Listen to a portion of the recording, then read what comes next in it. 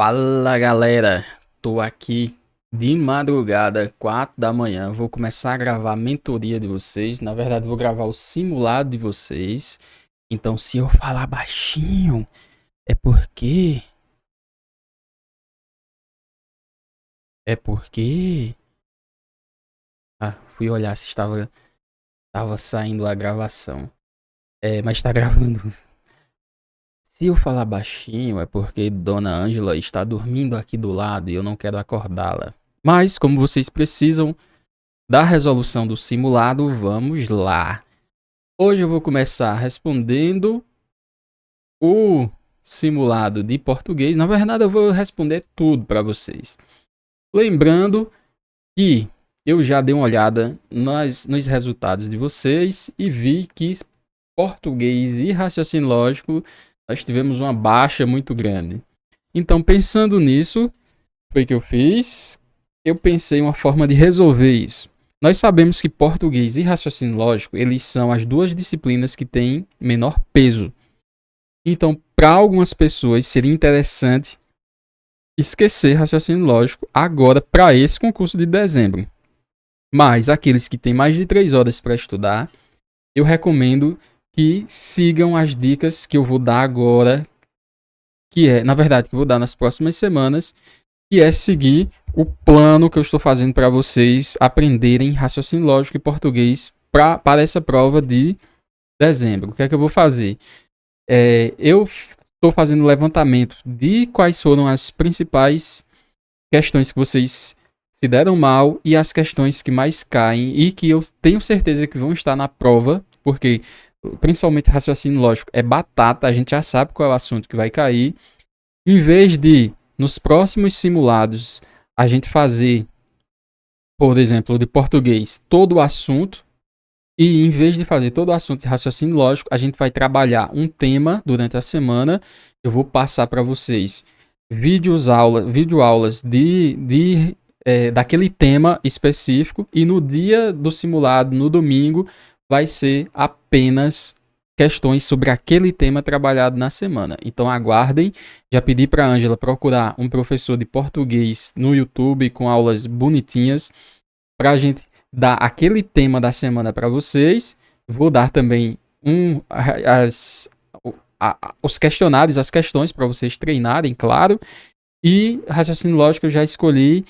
Amanhã mesmo a gente já resolve essa questão do raciocínio lógico e de português também, já no decorrer da semana. Sem mais delongas, vamos para as resoluções. Lembrando a vocês que eu não sou professor de língua portuguesa, mas como já fui concurseiro por muito tempo, já estudei língua portuguesa, já estudei matemática, isso aqui, para mim, nós estamos em casa, para dizer mais ou menos assim. Enfim, essas questões, elas são questões de nível médio, foram questões trazidas do último concurso da EBSE, trouxe para vocês na íntegra. Então, é isso aqui que vocês vão enfrentar no dia da prova. Por isso que é um simulado, simulando o dia da prova com as mesmas questões, certo? Na primeira questão, na verdade, na prova de português, ele trouxe um textozinho interessante. Vou ler rápido aqui para quem não leu. Tem alguns que não fizeram o simulado, infelizmente. Mas para aqueles que leram o simulado, a gente vai relembrar aqui para poder responder as questões. Texto 1, ele diz o seguinte, é o texto que fala o Conto do Vigário, de Josely Dias. Ele fala, um conto de réis. Foi esta quantia, enorme para a época, que o velho paroco de Cantanzal perdeu para Pedro Lulu. Boa vida, cuja única ocupação, além de levar à perdição as mocinhas do lugar, era tocar viola para garantir de uma casa em outra o almoço de todos os dias. Então esse texto a gente já viu aqui que está falando de um tal de Pedro Lulu. Esse Pedro Lulu, ele é malandrinho, ele fazia as mocinhas se perder e comia de graça. Nenhum vendeiro, por maior esforço de memória que fizesse, lembraria o dia em que Pedro Lulu tirou do bolso uma nota qualquer. Para comprar alguma coisa, sempre vinha com uma conversa maneira, uma lábia enroladora, e no final terminava por comprar o que queria. deixando o fiado desaparecendo por vários meses até achar que o dono do boteco tinha esquecido a dívida para fazer uma nova por cima. Então vimos aí que Pedro Lulu ele é muito mala até conseguir enrolar até os donos dos botecos das mercearias. A vida de Pedro Lulu era relativamente boa. Tocava nas festas, ganhava roupas usadas dos amigos e juras de amor de moças solteironas do Cantanzal. A vida mansa, no entanto, terminou quando Padre Bastião chegou por ali. Homem sisudo, pregava o trabalho como meio único para progredir na vida. Ele mesmo dava exemplo, pegando no batente de manhã cedo, preparando massa de cimento e assentando tijolos da igreja em construção. Então vimos aí que a vida mansa de Pedro Lobo vai mudar porque o Padre Bastião, que era um homem sisudo, um homem que trabalhava, chegou na região. Vamos ver por quê. Quando deu com Pedro Lulu, que só queria sombra e água fresca, iniciou uma verdadeira campanha contra ele. Nos sermões, pregava o trabalho árduo. Pedro Lulu era o exemplo mais formidável que dava aos fiéis. Não tem família, não tem dinheiro, veste o que lhe dão, vive a cantar e a mendigar comida na mesa alheia. Pregava o padre diante do rebanho, ou seja, o padre está fazendo a caveira do Pedro Lulu, né?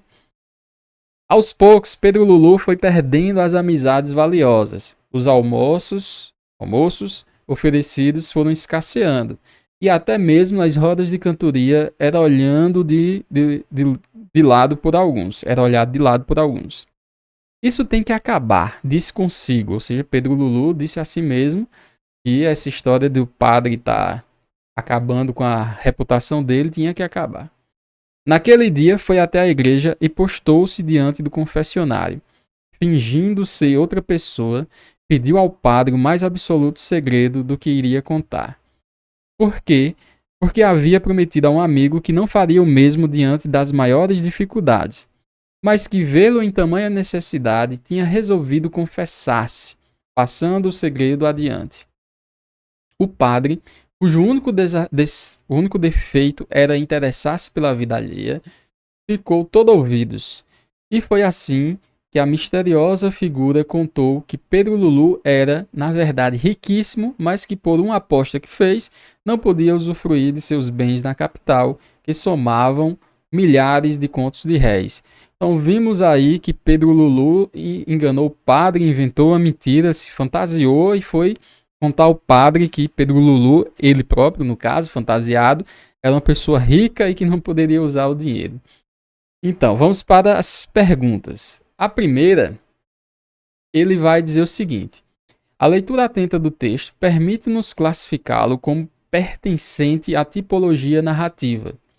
A respeito dos elementos que o caracterizam, é correto afirmar que. Então, para responder essa pergunta, a gente precisa conhecer aqui, ó. Deixa eu pegar aqui o mouse. A canetinha. A gente precisa conhecer aqui o que é um texto narrativo. Então, para responder esse tipo de questão, que a IBFC gosta de cobrar, você tem que conhecer os tipos textuais. Tipos textuais. Em especial, isso aqui para responder outras questões, certo? Que vão vir em outras provas da IBFC. Para responder essa, você precisa dominar a narrativa. O tipo de texto narrativo. O tipo de texto narrativo é aquele que ele conta uma história. A questão já diz, esse texto que a gente acabou de ler de Pedro Lulu, ele é um texto narrativo, a questão está dizendo. Porém, você vai ter que identificar dentro das alternativas qual é aquela que explica por que o texto é narrativo. Entendeu? Vou mostrar primeiro quais são os tipos textuais. Na verdade, vou responder. Depois eu mostro os tipos textuais porque a gente quer saber o que é narração. Então, narrativo, ele é aquele texto que conta uma história. Conta história. Qual foi a história que foi contada aqui? Aqui foram contados vários fatos. Ele contou fatos. Ele contou que Pedro Lulu almoçava tocando violão, porque tocava violão, ganhava roupa dos amigos, e aí passou um período, o padre chegou, outro fato aconteceu, isso foi um fato que aconteceu, do padre chegar, o padre chegou, e aí foram se desenrolando as missas, os sermões, o padre foi mudando a cabeça das pessoas, ou seja, nós temos aqui uma cronologia. O que é cronologia? Cronologia, a passagem do tempo. O tempo passou. Ou seja, texto narrativo também ele trabalha com cronologia. O texto narrativo vai trabalhar com cronologia, com fatos e com contar histórias. Bora ver qual a alternativa que fala sobre isso. Na letra A ele vai dizer: a apresentação idealizada atribuída ao personagem Pedro Lulu reforça a indiferença dos demais personagens por ele. Essa alternativa não traz nada do que eu citei lá em cima. Essa alternativa aqui, ela está dizendo, ó, a apresentação idealizada atribuída ao personagem, ou seja, a apresentação do personagem. Apresentação do personagem. Quando a gente apresenta alguma coisa, quando a gente descreve alguma coisa, a gente vai ver que é um texto descritivo. No próximo slide eu vou falar sobre os outros textos, os outros tipos textuais, para que você já revise e se cair uma questão relacionada a isso, você já vai matar. Então essa daí não tem nada a ver com narração de histórias. Na letra B, a ausência de uma delimitação do espaço em que se passa a história permite ao leitor situá-la em qualquer região do país. Isso daqui é falso, principalmente porque não tem ausência de delimitação de espaço. Ele falou que é na cidade. Como é o nome da cidade? Tem um nomezinho aqui, ó. Cantanzal. Então, numa cidade. O espaço ele foi delimitado. Então, isso aqui está errada. Letra C. A longa descrição, a gente já marca errada porque descrição de alguma coisa é eu pegar isso aqui, ó, e dizer: essa caneta, ela é uma caneta preta, longa, tem uma ponta fina, ela tem a logomarca aqui na sua extremidade, ela tem em torno de 7 gramas, ou seja, eu estou fazendo a descrição. Isso que eu estou fazendo é um texto descritivo. É um dos tipos textuais que a gente vai ver daqui a pouco para revisão. Na letra D, então só vou terminar de ler só para a gente ver se não tem mais alguma coisa relacionada a textual. A longa descrição apresentada pelo narrador acerca do personagem Pedro Lulu revela a posição isenta do foco narrativo. Então não tem nada a ver. Descrição. Cadê? Descrição não tem a ver com foco narrativo. Foco narrativo tem a ver com contar histórias. Letra D. O texto concentra-se na caracterização dos traços físicos. Caracterização de traços físicos também, assim como os outros.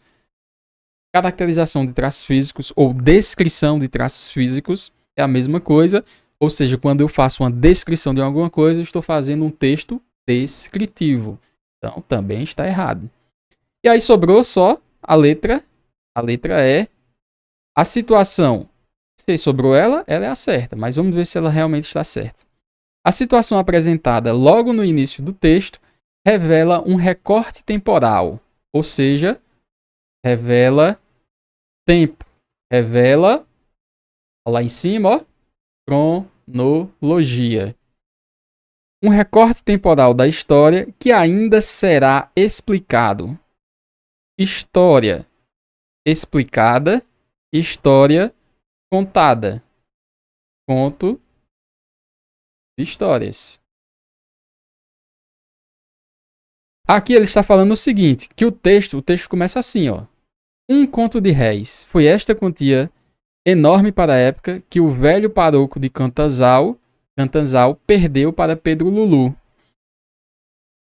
Isso aí está falando da relação entre Pedro Lulu e o paroco, o padre de Cantanzal, que é explicada no finalzinho. Ele não vai lá conversar com o padre? E aí, possivelmente, ele deu um golpe no padre e ainda ganhou contos de réis por contar a história ao padre. Então, letra E, e como eu prometi para vocês, vamos fazer uma revisãozinha sobre tipologias textuais. Essa revisãozinha aqui, para quando cair uma prova perguntando qual tipo de texto, qual a tipologia textual, você vai matar a charada. Por quê? Nós temos 5 tipos de textos que podem ser cobrados. Só existem esses 5 tipos. O primeiro que é o tipo de contar histórias. A história, começou assim, assim, João foi no bar do Pedro e João chegou lá, bebeu, encheu a cara, a mulher dele veio buscar ele e levou para casa. Contei uma história cronológica, aconteceu um fato atrás do outro. Então, morreu aí. O descritivo, já falei para vocês também, eu vou descrever. Quando eu descrevi essa caneta, que ela é preta, alongada, ela tem isso, estou dando características a ela, estou descrevendo como é esse objeto, como é um local, como é um acontecimento, como eu dou detalhes sobre aquilo, eu estou fazendo uma descrição. É um texto descritivo. O texto dissertativo, todos vocês já fizeram provas do Enem. Eu acho que sim, não já? E todo mundo que fez uma redação dissertativa. Como é que eu sei que um texto é dissertativo? Quando tem alguém dando opinião sobre certa coisa. Lá no texto da redação, quando você fez o Enem, ou no concurso, a banca pediu para você dar sua opinião, para você argumentar, para você dissertar sobre certo tema. Disserte sobre o aborto. Disserte sobre a violência nas escolas. Disserte sobre isso, ou seja, dê sua opinião sobre isso. Então, quando tem alguém dando opinião sobre alguma coisa, sobre algum fato, sobre algum tema, ele está utilizando a dissertação. E aí nós temos esses outros dois que não são tão usados assim, que é a tipologia expositiva. Expositiva. É aquela que apresenta um conceito, dá uma ideia ou informação sobre algo. Como, por exemplo, vou dar por exemplo aqui, o texto que vem na bula das medicações. Você chegar lá na bula das medicações, ela está contando alguma história? Com textos, quer dizer, com fatos seguidos um do outro? Não. Ela está descrevendo o medicamento, dizendo, esse medicamento ele é azul, redondo, com as bordas arredondadas, com o nome da farmácia no meio, e de só tal. Ele não está fazendo esse tipo de informação e também descrevendo. Então, na bula, nós vamos ter o seguinte, nós vamos ter informações sobre reações adversas, nós vamos ter informações sobre posologia, nós vamos ter informações sobre a dosagem, ou seja, quando eu viso informar a pessoa, lembre-se que aqui eu estou informando, são informações que elas são imutáveis. Eu não estou dando a opinião de uma pessoa, eu estou falando informações que elas são informações concretas. Estou trazendo conceitos ou informações que eles são expositivos. Estou expondo a informação para o indivíduo, certo? Então, a bula é um exemplo disso.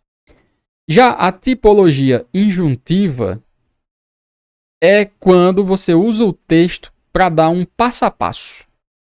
É um texto para ensinar ou instruir você a fazer alguma coisa. Por exemplo, quando esse microfone chegou aqui, eu tive que montá-lo. Para mim montar esse microfone, esse pedestal aqui, não sei se vocês estão vendo. Deixa eu ver se vocês estão vendo. Tá aqui, vocês estão vendo. Para você montar, aqui inclusive vou botar a apresentação maior. Para você montar isso aqui, você vai ler o manual de instruções.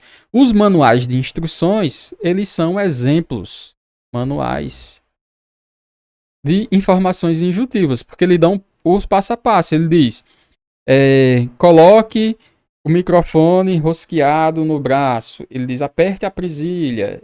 Segundo, faça isso. Terceiro, faça isso. Quarto, faça isso. Então ele está ensinando você a montar. Quando eu tenho um texto que ele ensina você a fazer alguma coisa, ele é um texto de tipologia injuntiva. Então são esses os 5 textos que a gente vai precisar utilizar. Nós vamos ter outros tipos de texto, por exemplo, crônicas, que são gêneros textuais. Aí os gêneros textuais eles entram em outro campo. E aí na segunda questão. Na segunda questão nós vamos ter lá em cima, aqui em cima, ó, de preto. De preto nós temos que isso aqui vai ser utilizado para as questões 2 e 3. 2 e questão 3. Na questão 2, aí ele fala o seguinte: ele mesmo dava exemplo pegando no batente de manhã cedo, preparando massa de cimento e assentando tijolos da igreja em construção. Ele vai dizer o seguinte: as 3 últimas orações do período composto acima conservam em sua estrutura um traço comum que nos permite classificá-las como. Ele quer saber que tipo de orações são essas. Então, aqui você precisa estar estudando língua portuguesa, tipo de orações, porque ele quer saber que tipo de orações são essas. Nós já sabemos que o trecho acima é um período composto. Por que ele é um período composto? Porque ele é formado por a junção de várias orações. Aqui nós temos uma oração, ó, ele mesmo dava exemplo. É uma oração separada pela vírgula, mas ele quer saber quais? As 3 últimas. Então nós temos aqui, ó, pegando no batente de manhã cedo até a vírgula, é uma oração. Preparando massa de cimento, é outra oração, segunda. E aqui é um conectivo, ele liga uma oração à outra. Assentando tijolos da igreja em construção, é outra oração, terceira. As 3 últimas orações no período composto acima conservam em sua estrutura um traço comum que nos permite classificá-las como. Então ele quer saber o que é que tem nas 3 que vão classificar ela como alguma coisa. O que eu posso notar aqui nas 3 é que as 3 começam com um verbo no gerúndio, ó. Pegando, 3 últimas começam com pegando, a terceira começa com preparando, e a terceira, quer dizer, a segunda começa com preparando e a terceira começa com assentando. Essa terminação aqui, ó, NDO, é porque eu peguei o verbo no infinitivo. Vamos pegar a primeira oração lá, ó, pegando no batente de manhã cedo. Quando ele fala pegando, significa que eu juntei para formar esse pegando. Eu juntei o verbo pegar. O verbo pegar aqui está no infinitivo. Verbos no infinitivo geralmente terminam em R, ou seja, ele não sofreu conjugação verbal. Pegar mais o gerúndio. Mais o gerúndio. O que danado é gerúndio? Gerúndio é quando ele forma uma ação terminando em O. Como é que o verbo pegar, que é simplesmente sem conjugação, ele vira um verbo que está causando uma ação? Quando eu transformei ele, nesse caso aqui, em gerúndio. Ou seja, o indivíduo está pegando. Então, esse aqui tem infinito, quer dizer, verbo no infinitivo, mais gerúndio. O preparando é o verbo preparar, mais o gerúndio. Ó. Preparar, mais o gerúndio. Preparando. Na terceira, cadê o mal? Na terceira aqui, ó, tem o verbo assentar. Assentar mais ando. Assentando. Então, os 3 começam com gerúndio. Orações. Cadê o mouse? Orações que não que elas começam com verbo no gerúndio e não são precedidas, ou seja, não vem antes do gerúndio aqui, ó. Não vem conjunção ou preposição, o pronome, na verdade, para apagar, para não confundir. Não vem uma conjunção ou um pronome. Cadê? Cadê aparece? Um pronome relativo. Não tem. Então, vocês estão vendo aqui, ó, que não tem. Antes do pegando tem o quê? Tem uma vírgula. Antes do preparando tem o quê? Tem uma vírgula. E antes do assentando tem o quê? Tem o i. Não tem conjunções, não tem pronome relativo. Quando não tem conjunção e pronome relativo, começa com gerúndio, nós temos uma oração reduzida. Vai ser a letra A. Por que ela está reduzida? Porque o termo, a frase, que ela deveria ser assim, se ela fosse desenvolvida, se acalme-se, não se desesperem. Vamos pegar essa como exemplo, mas poderia ser feito em todas, certo? Vamos pegar só a primeira como exemplo. Então a oração ela pode ser desenvolvida ou pode ser reduzida. Para ela ser desenvolvida,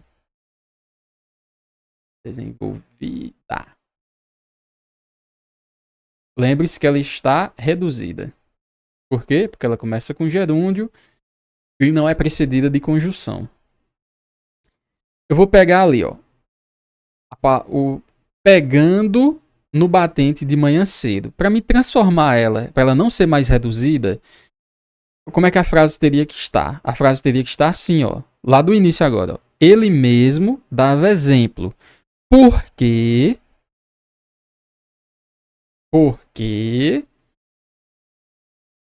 ele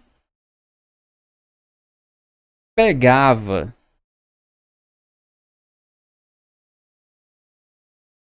aí completa. No batente. Ou seja, vocês sabem o resto, né? No batente de manhã cedo. Então, a palavrinha estava reduzida. Pegando. O verbo pegando.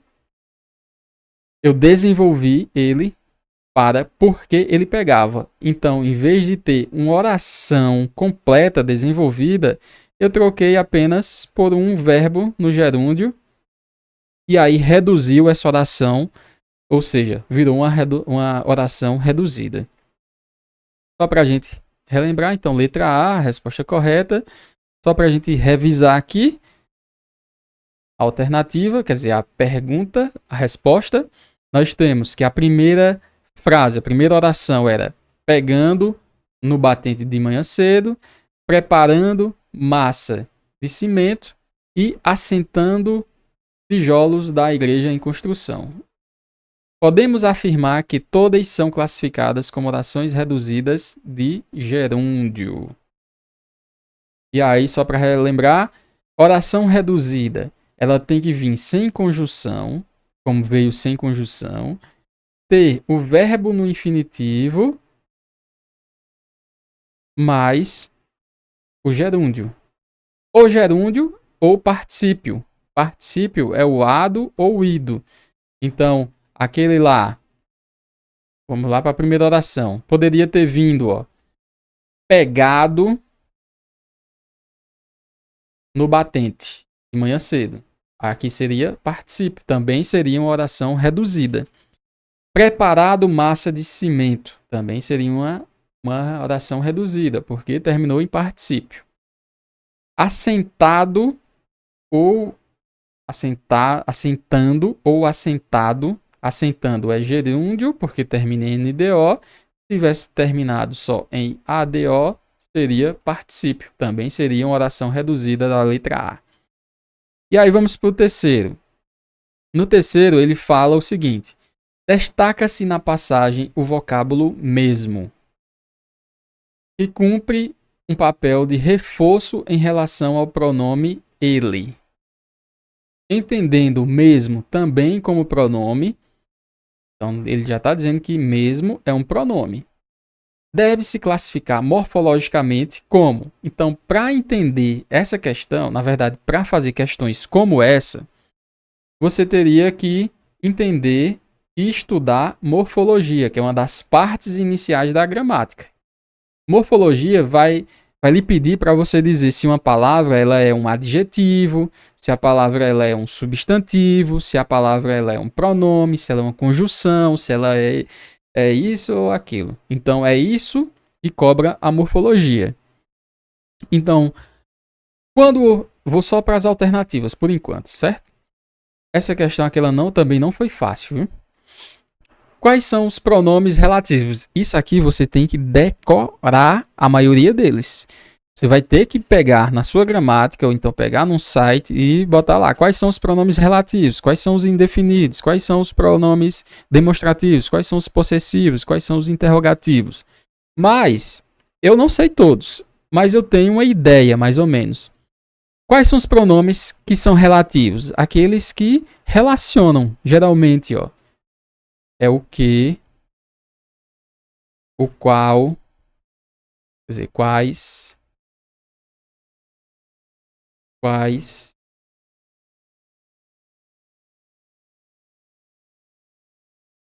principal deles, o principal pronome relativo é esse aqui, ó, o que.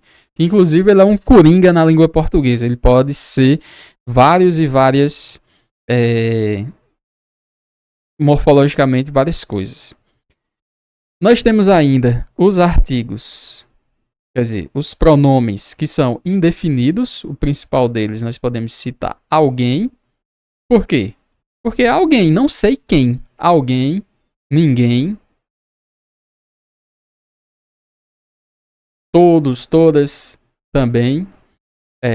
Por quê? Porque eu não sei quem é. É alguém, é ninguém. Não sei quem é. Ele não define, não diz que é ele, ela e assim por diante. O demonstrativo, os pronomes demonstrativos são aqueles que apontam, aqueles que demonstram. Por exemplo, este, esta, estes, estas, aquilo, aquele, aquela. O possessivo, aí você tem que lembrar de posse. Está na posse de alguém, ou seja, vamos supor, está na minha posse, então ele é meu. Está na sua posse, então ele é seu. Meu, minha. Então tem que dar a ideia de posse. Os interrogativos, o nome já diz, é aqueles que fazem perguntas. Por exemplo, qual? Qual? É um pronome interrogativo. Pensando nisso, ele quer saber o que tipo de pronome é mesmo. Mesmo dá a ideia de que aqui, no caso. Nesse caso aqui, a questão foi um pouquinho difícil, justamente porque ele não dá nenhuma dessas ideias aqui. Ideia de relação, ideia de indefinição, de demonstrativo, de possessivo e interrogativo. Mas a gramática diz que o mesmo aqui, que mesmo nesse caso, quando ele se refere a um termo anterior, ele vai ser um pronome demonstrativo. Então vai ser letra C. Já eu mostro melhor isso aqui. Mas lá nas nossas frases que pediram para utilizar como base para responder as questões, nós vamos ter ele aqui, ó, ele mesmo. Ele mesmo.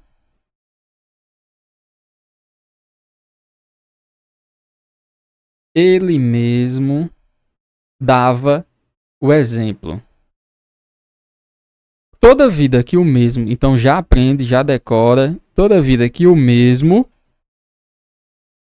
ele vier se referindo ao pronome anterior, ele é um pronome demonstrativo, porque ele está apenas auxiliando o pronome anterior. Então, ele dava exemplo. Eu poderia até tirar isso aqui que continuava o sentido. Ou seja, ele dava exemplo. Ele mesmo, o mesmo está apenas o quê? Reforçando o ele. Quer ver? A palavra diz aqui, ó. O pronome ele, entendendo mesmo. Aqui, ó. Pronome. Cadê? Ah, tá aqui. Ele serve apenas como um reforço. Então, o mesmo, toda vida que o mesmo vier reforçando, o pronome anterior, ele é um pronome demonstrativo. Vou mostrar por quê. Letra C, resposta correta. Então, só para a gente revisar rapidão aqui, todo o pronome relativo, como exemplo, ó, já tinha dado exemplo do que? Mais uma frase, para vocês verem dentro da frase. O carro que João comprou é bonito. Então, é um exemplo. Indefinido. Alguém que... Quem comprou? Alguém. Ou seja, não definiu quem.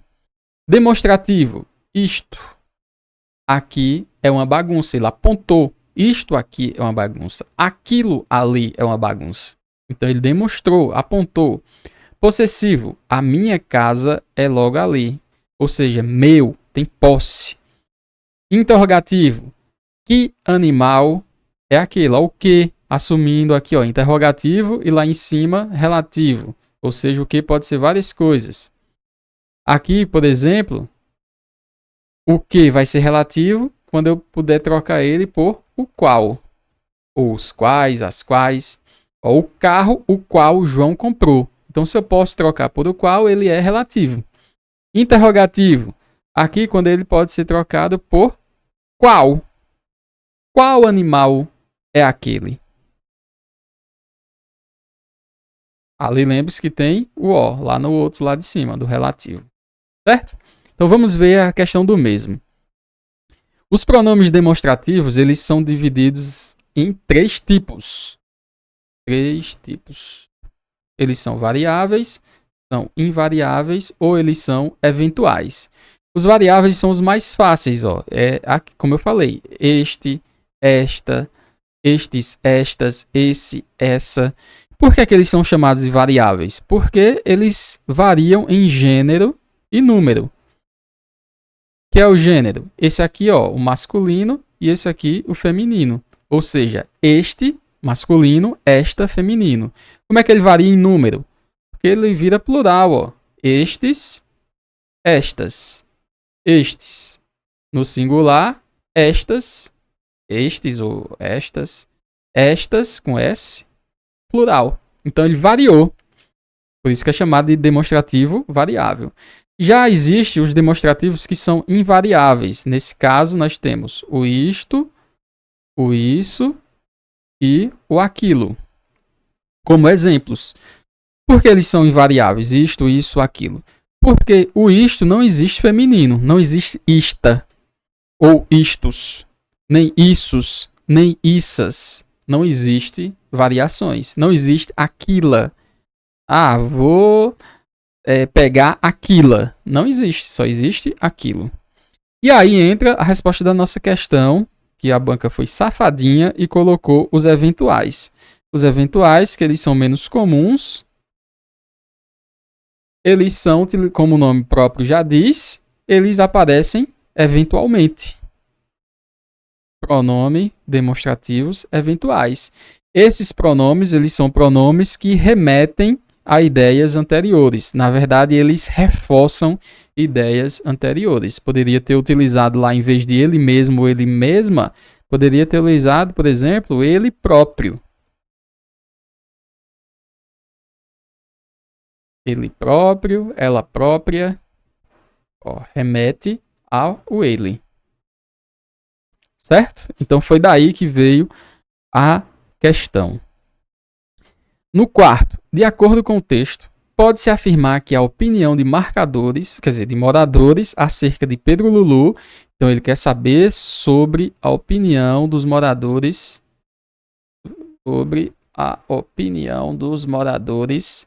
em relação a Pedro Lulu. Aí a gente tem que relembrar do texto, né? Na letra A ele fala: a opinião era resultado da identificação com um comportamento típico. Ele diz que a opinião das pessoas era o resultado do comportamento de Pedro Lulu. Aqui está metade certo, porque no início das relações, enquanto não tinha o padre lá, as pessoas se identificavam com Pedro Lulu por conta do seu comportamento. Mas depois que o padre chegou, esse comportamento, quer dizer, essa identificação com Pedro Lulu, essa opinião sobre Pedro Lulu mudou. Na letra B, então letra A está incorreto porque ela não era só sobre o comportamento do Pedro Lulu. Letra B. Foi alterada, ou seja, a opinião foi alterada em função da avaliação feita pelo padre. Verdade. Então, o padre avaliou Pedro Lulu como um vagabundo e acabou expondo Pedro Lulu para a população durante os sermões, e aí a opinião das pessoas mudou. Então, é essa a resposta correta.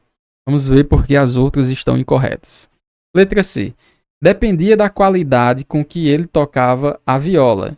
Então, a opinião dependia de se Pedro Lulu tocava a viola bem ou se tocava mal. No texto não diz isso. Não diz que as pessoas gostavam de Pedro Lulu se ele tocasse bem ou se ele tocasse mal. Não fala, não depende disso. A letra D. Era marcada por vínculos sólidos, de longas amizades. Não, até porque Pedro Lulu não tinha amizade com todo mundo. Não era a opinião de todos os moradores. Inclusive, ele dava golpe nas pessoas, dos donos dos botecos e etc. Então, não vivia apenas e não era marcado por vínculos sólidos de longas datas, onde as pessoas matavam e morriam por Pedro Lulu. Na letra E, vai falar sobre jamais considerou as atitudes cotidianas por ele realizadas. A opinião das pessoas jamais considerou as atitudes cotidianas por ele realizadas. Ele quem? Pedro Lulu. Então, essa daqui, a deixa essa daqui falsa. Por quê? Porque na A fala que as pessoas se identificaram no início com Pedro Lulu por conta do seu cotidiano, do seu comportamento típico, seu comportamento cotidiano. Porém, aqui a alternativa está falando que jamais as pessoas consideraram as atitudes de Pedro Lulu. Isso é falso. Então, resposta certa, letra B. E aí, eu trago aqui para vocês verem o trecho que fala que porque a letra B que fala que o comportamento das pessoas foi alterada pelo padre. Aqui esse trecho fala, ó, a vida de Pedro Lulu era relativamente boa. No entanto, terminou quando o padre Bastião chegou por ali. Iniciou uma verdadeira campanha contra ele. Nos sermões, pregava o trabalho árduo. Pedro Lulu era o exemplo mais formidável que dava aos fiéis. O padre falava, não tem família, não tem dinheiro, veste o que lhe dão, vive a cantar e a mendigar comida na mesa alheia. Pregava o padre diante do rebanho. Então mostra como o padre infernizou a vida de Pedro Lulu e mudou a opinião das pessoas. Então, a resposta certa é a letra B. Aí o quinto já é um tema diferente. O quinto já vai trazer acentuação gráfica. Vou ler para vocês. Então viram que caiu questão de tipologia, já caiu questão de morfologia, ou seja, a IBFC gosta também de gramática. O quinto.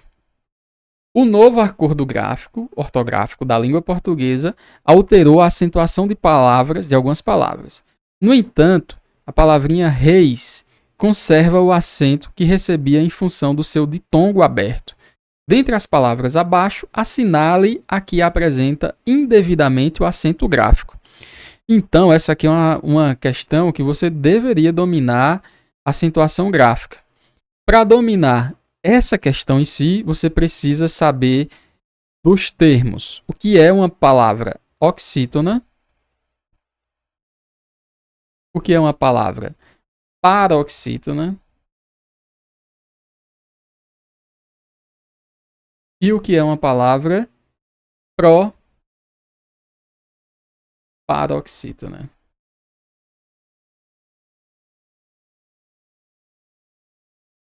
Vamos revisar aqui rapidão. Você precisa saber também o que é um ditongo, o que é um tritongo. Isso para as outras questões, certo? Para essa nem precisa tanto isso. E o que é um hiato. A palavrinha oxítona, ela é aquela que tem a sílaba mais forte, a última. Tipo, café. A palavrinha paroxítona é aquela que tem a sílaba mais forte A. Deixa eu apagar aqui.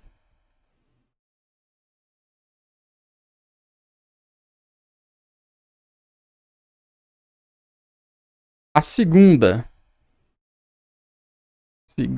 sílaba mais forte. A penúltima, no caso. Como, por exemplo, a palavrinha saúde. Essa daqui é a última e essa daqui é a penúltima. Então, a penúltima mais forte, última mais forte. Última mais forte, oxítona. Penúltima mais forte, paroxítona. Proparoxítona. Aí vai ser médico. Aí vai ser a antepenúltima. Ou seja, passa uma, duas, a terceira de trás para frente, ela é a mais forte. Como é que eu sei qual é a mais forte? É aquela que ao você separar, quando você soletrar, na verdade soletrar não, quando você separar, você vai ver que você demora mais nela ou você pronuncia ela com mais força. Como por exemplo aqui, ó, café, café, saúde. Vejam que na mais forte eu sempre paro mais. Médico. Então, a mais forte, ela é a palavrinha tônica. E aí nós temos os ditongos. Ditongos, tritongos e atos, eles são chamados de encontros vocálicos. É quando as vogais elas se juntam. No ditongo, são duas vogais que estão juntas na mesma sílaba. Tritongo são três vogais juntos na mesma sílaba. E ato, geralmente são dois, mas pode ser três também. São duas vogais que se separam na mesma sílaba. Então, tendo isso em mente, nós vamos lá para a questão. O novo acordo ortográfico. Só uma dica sobre acentuação. Toda vida que vier paroxítona, todas elas são acentuadas. Terminou aqui, ó. É a regra mais fácil de acentuação que você vai ter. Nós temos inúmeras regras de acentuação. A mais fácil é essa. Procura logo as proparoxítonas. Se ela for proparoxítona, ela merece um acento lá na sua antepenúltima sílaba, certo? Morreu a cobra aqui, ó. E aí, as paroxítonas e as oxítonas é que são mais chatinhas e tem várias regras. A regra que essa questão cobrou é a regra do ditongo aberto. Ditongo aberto. Existe o ditongo aberto e o ditongo fechado. É a forma como você pronuncia quando passa lá no ditongo, nas duas vogais. Quando o som é aberto, aí ele é um ditongo aberto. Quando é um som mais fechado, aí ele é um ditongo fechado. Geralmente, os ditongos abertos são aqueles que não passam pelo nariz. Então, fecha a ponta do nariz e aí, quando você pronuncia o ditongo, ele não passa, o ar não passa pelo nariz, passa totalmente pela boca, certo? São os ditongos abertos. Então, existe uma regrinha do ditongo aberto que é a seguinte. Isso quando se fala de paroxítona e de oxítona. Quando é oxítona, é um ditongo aberto e é oxítona, ele mantém o acento. Mantém o acento nas oxítonas. Quando é paroxítona, ele não mantém o acento nas paroxítonas. Paroxítona. Quais são os ditongos abertos que a gente vai usar nessa regra? São palavrinhas que têm na sua estrutura ou no final ou na antepenúltima, ou seja, no final oxítona, na penúltima paroxítona. Eles são os que terminam em oi, el e ei. todos eles vão ser acentuados quando? Quando for oxítona, e quando não for oxítona, que for paroxítona, não acentua, perde o acentozinho aqui, ó. Então, repetindo. É um ditongo aberto. Quais são os ditongos abertos? Esses três aqui. Aprenda esses três. E toda vida que eles vierem no final, oxítona, eles forem mais fortes no final, você mantém o acento. Deixa acentuado. Toda vida que ele vier na penúltima, ou seja, paroxítona, não mantém o acento. Aí vamos lá para as questões. Herói. É um ditongo aberto? É. É oxítona? É. Mantém acento. Então deixa. Céu. É oxítona e termina em ditongo aberto. El. É oxítona. Por que oxítona? Porque a mais forte é a última. No caso, só tem essas. Essa daqui, ela é um monossílabo, então mantém. Dói. Termina em oi. Na verdade, tem oi. El. Tem el. Ou seja, final, final, final, final. Essas aqui, elas são oxítonas. Elas são oxítonas. Sobrou quem? Jiboia. Jiboia. Vamos separar. Jiboia. Jiboia. Essa daqui, se terminasse como mais forte, se o mais forte fosse o ia, se fosse jiboia. Jiboia.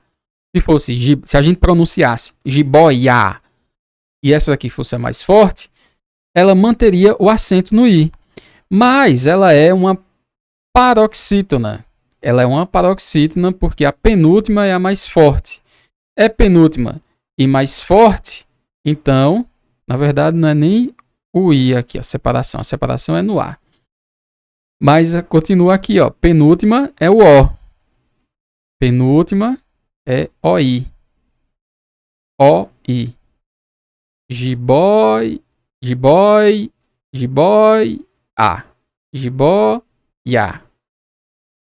Jiboia. Separa assim. Jiboia. E aí, é a penúltima. Tem ditongo aberto. Com a regrinha, não mantém acento. Então, esse acento que tem na jiboia, com o novo acento, quer dizer, com o novo acordo ortográfico, ele precisa ser substituído, ele precisa ser apagado. Então, caneta, acentozinho, não existe mais. Resposta certa, letra E. Gabarito, letra E. Então, só para a gente relembrar da questão, ditongos abertos que terminam em paroxítona, quer dizer, terminam não, que tem paroxítona, como as que são paroxítonas, ou seja, o OE, o EI está lá na penúltima, eles não são acentuados. OE, EI, EU é uma paroxítona, está posicionado na penúltima sílaba, não acentua mais. Ditongos nas oxítonas não são acentuados. Então, foi E, foi OE, foi EI, foi EO e foi final de palavra, ou seja, oxítona, deixa o acento, mantém o acento. Exemplos, temos aqui, ó, oxítonas, anéis, fiéis e papéis, troféu, céu, céus também, herói, constrói, cowboys, e os ditongos abertos, que são paroxítonas, eles não são mais acentuados, eles perderam os acentos. Temos assembleia, boia, colmeia, coreia, estreia, heróico, ideia, jiboia, joia, paranoia, plateia. Vou pegar aqui como exemplo, ó, heróico. Heróico. Penúltima, ou seja, paroxítona. Antes tinha um acento aqui, agora não tem mais. Fechou? Então, A resolução de português é essa. Lembrando que a gente vai começar agora a estudar português de verdade. A partir dessa semana a gente vai escolher um tema, seja acentuação, seja tipologias textuais, seja qualquer um tema, para quando chegar no domingo a gente fazer questões do simulado só desse tema e você garantir pelo menos essas questões semana após semana, garantindo questões para chegar no dia da prova você estar mais tranquila ou tranquilo, beleza? Nos vemos na resolução de legislação da EBC agora. Vamos responder a prova de legislação da EBC.